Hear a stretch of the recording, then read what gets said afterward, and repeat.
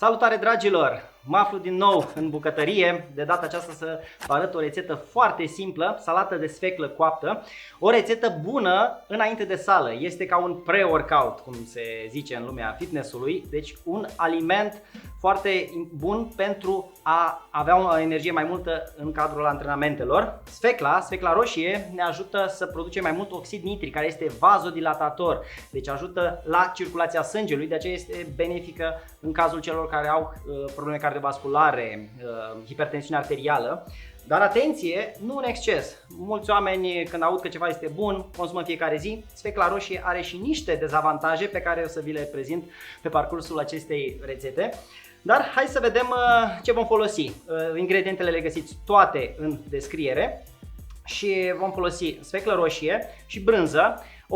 Brânza este o sursă de proteină ușoară. Avem nevoie în timpul antrenamentelor de corpul să aibă suficienți aminoacizi, deci suficiente proteine din care să dea drumul la construcția de masă musculară, mai ales în zilele în care vrem să facem un antrenament mai cu greutăți, da? Un antrenament în care trebuie să mâncăm ceva înainte. Cu 2-3 ore, cam așa ar fi timpul de digestie pentru această rețetă. În zilele în care vrem să facem mai mult cardio sau antrenamente mai alergare, e bine să nu mâncăm și să facem antrenamente mai mult pe fasting. Deci, ca să nu ne mai lungim, haideți să vă arăt cât de simplu se face această rețetă. Am curățat sfecla de coajă și am tăiat-o felii în felul acesta și o așezăm aici în tavă grămadă. Strobesc din abundență cu ulei de măsline, sare,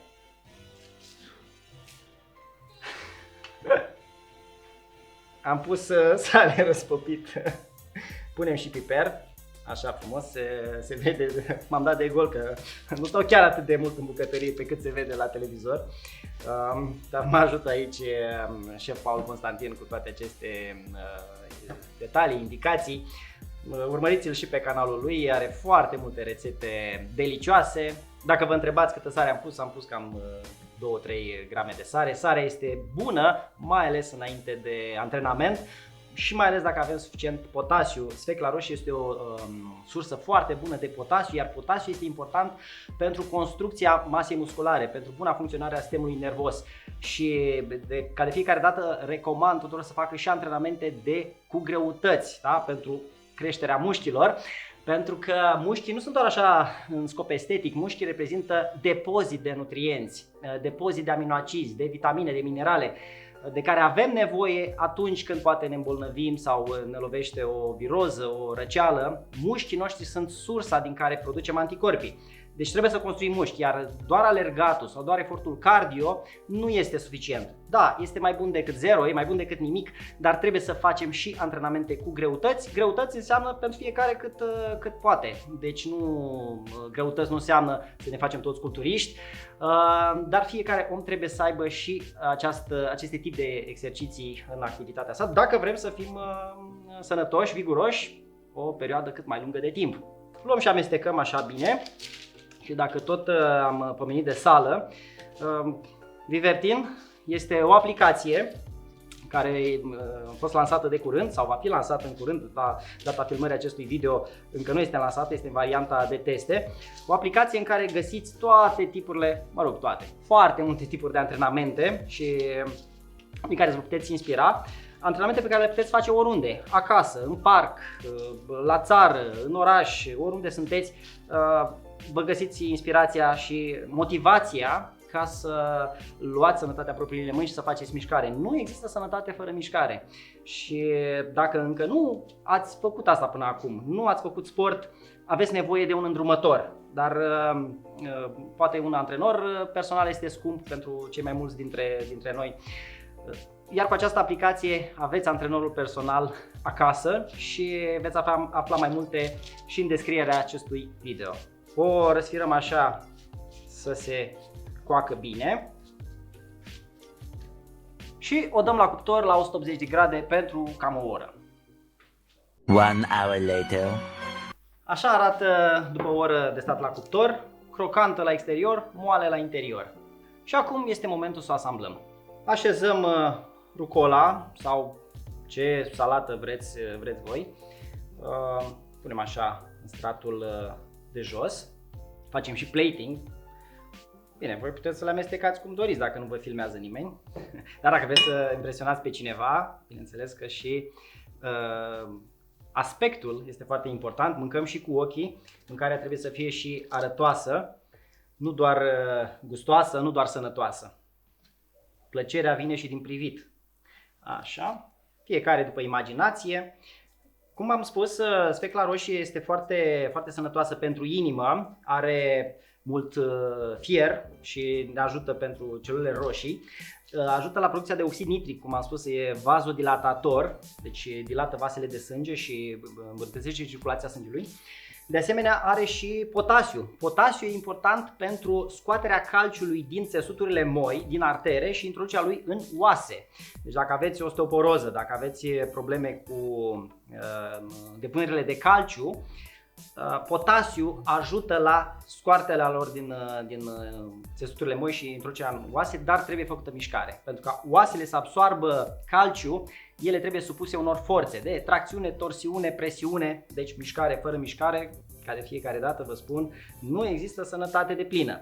Și pe lângă toate astea, sfecla roșie e și o sursă bună de triptofan, din care se produce dopamina, serotonina și ne dă o stare de bine. Deci asta e o rețetă pentru starea de bine care ne ajută să avem mai multă forță, mai multă motivație înainte de un antrenament la sala de sport.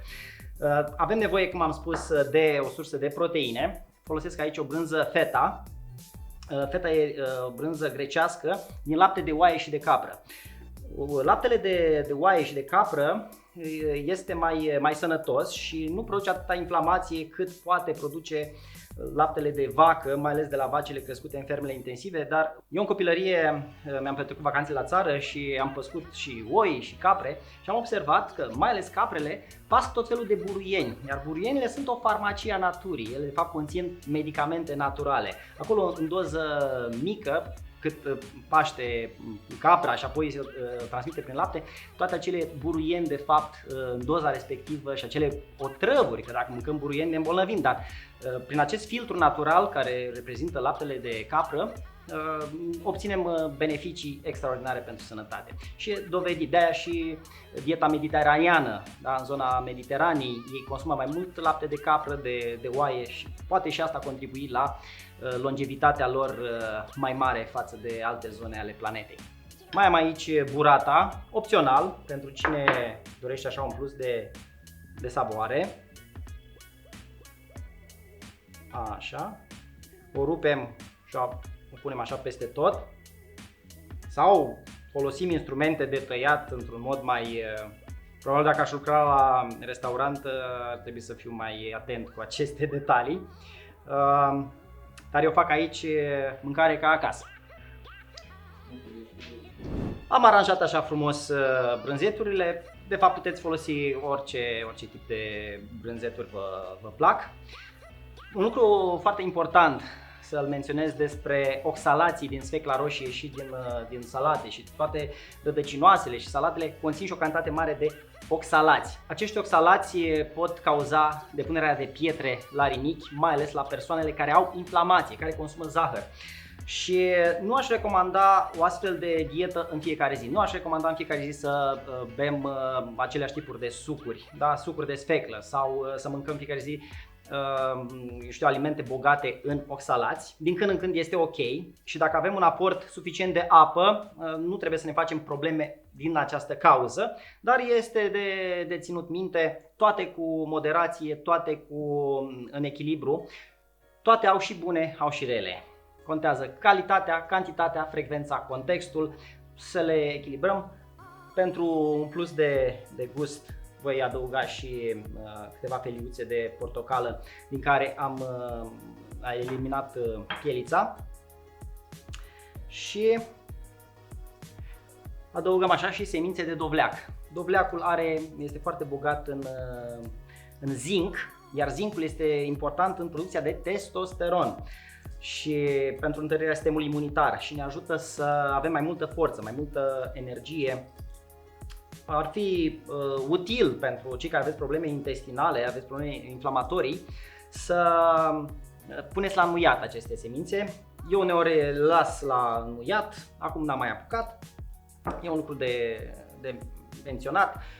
cu o seară înainte, dacă știți că veți face asta, lăsați-le la înmuiat pentru a se diminua nivelul de lectine. Toate semințele, toate nucele, toate oleaginoasele conțin niște proteine inflamatorii. Și mai ales cei care știți că aveți astfel de probleme, faceți post intermitent, faceți ca să vindecați digestia, așa cum am spus de multe ori, găsiți pe canalul meu de YouTube materiale despre postul intermitent, despre problemele digestive, ce să faceți dacă aveți inflamație intestinală, dacă aveți digestie afectată și dacă știți că aveți astfel de probleme, lăsați la înmuiat, consumați mai cu moderație semințe, faceți o pauză o perioadă, poate e util ca o perioadă să renunțați de tot.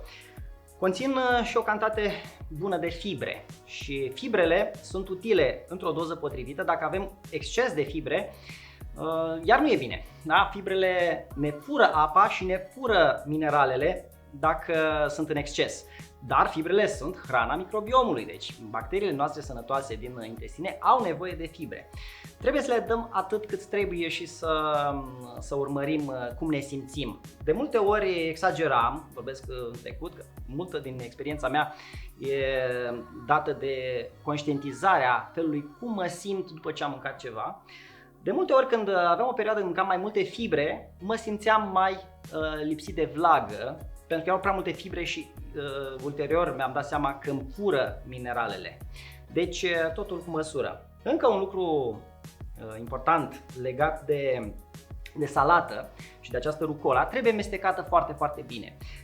Salatele conțin celuloză și celuloza se digeră greu, necesită foarte mult acid la stomac, mai ales și afectează mai ales pe cei care au probleme digestive. Deci dacă știți că aveți probleme digestive, e bine ca hrana să fie mai mult gătită, cel puțin o perioadă. Hrana crudă, da, vegetalele crude au multă celuloză și e mai greu de digerat în anumite situații. Nu este cazul meu, am o digestie foarte bună, dar când exagerez și eu cu anumite tipuri de alimente, simt. Da? Sunt foarte atent la cum mă simt și atunci reglez din mers.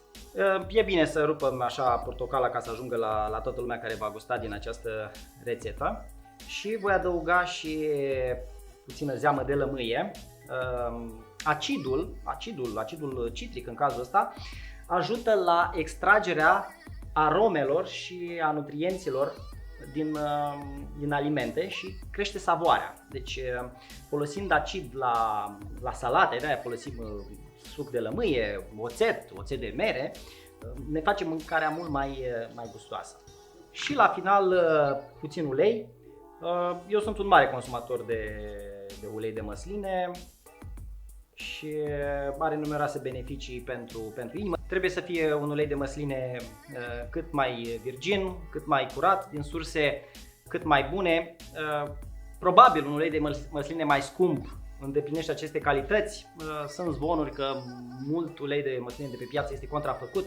Aici nu am cum să vă dau informații, dar dacă vă orientați și după preț și după aromă, probabil veți face alegeri potrivite în cazul ăsta.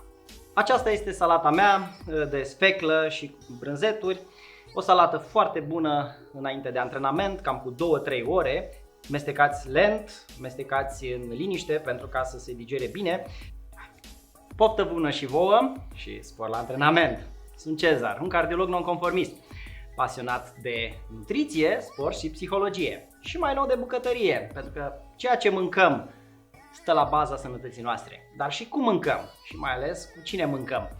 Până data viitoare, nu uita de like, share, subscribe, dă mai departe aceste informații celor care au nevoie. Îți mulțumesc că încurajezi astfel acest proiect educațional, dar și nutrițional. Toate bune!